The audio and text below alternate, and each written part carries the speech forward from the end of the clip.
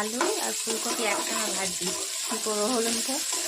আজকে আমরা বাড়িতে অনেকে খাবে, তো সেটা পরে বলবো। এই যে পোস্ত দিয়ে অনেক করে আলু ভেজেছি, আর বিনস আলু ফুলকপি একসঙ্গে ভাজি, এটা ভেজ ডাল করবো, পরে দেখাচ্ছি।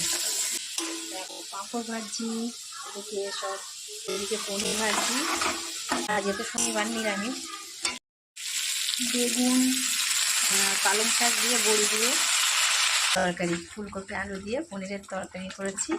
আর এদিকে পালং শাক বড়ি দিয়ে হচ্ছে তরকারিটা না শীতকালে বেশ ভালো লাগে। চচ্চড়িটাও এবার নামিয়ে নেব, হয়ে গেছে, বেশ সুন্দর হয়েছে। আর এদিকে মুগ ডালটাও হয়ে গেছে, ভেজ ডাল। তো এই শীতের সিজনে আজ প্রথম, মানে এবছর প্রথম ভেজ ডাল করলাম। এবার একটু ধনে পাতা ছড়িয়ে দেবো, ব্যাস কিছু রান্না হয়ে গেছে।